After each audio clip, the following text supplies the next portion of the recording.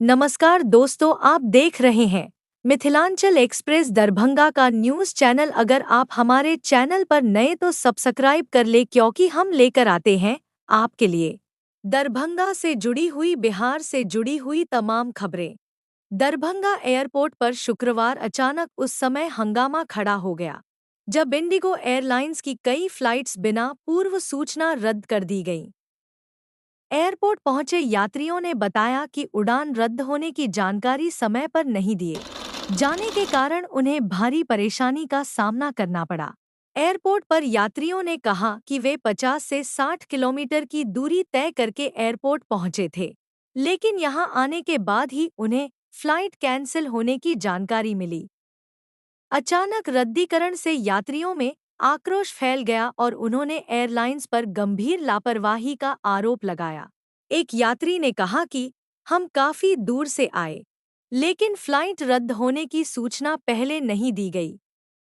अब हमें किराए और यात्रा में 5 से 10,000 रुपए का अतिरिक्त खर्च उठाना पड़ रहा है। इस लापरवाही का जिम्मेदार कौन है? यात्री बोले। समय पर जानकारी देते तो नुकसान नहीं होता।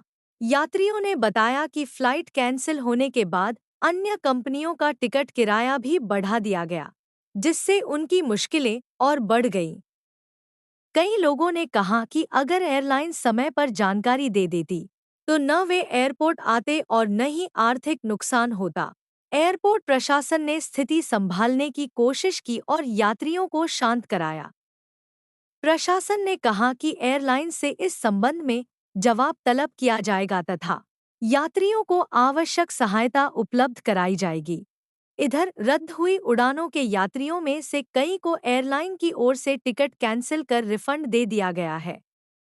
वहीं कुछ यात्रियों को 12 तारीख के बाद की उड़ानों पर एडजस्ट किया जा रहा है।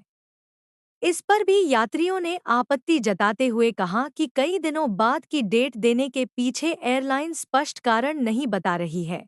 यात्रियों के अनुसार कई दिनों बाद की डेट देकर समस्या बढ़ाई जा रही है। अगर पहले सूचना मिल जाती तो हमें इतना नुकसान नहीं उठाना पड़ता। आप क्या सोचते इस बारे में? अपना विचार हमें ज़रूर बताएं। साथ ही हमारे चैनल पर नए हैं तो चैनल को सब्सक्राइब कर ले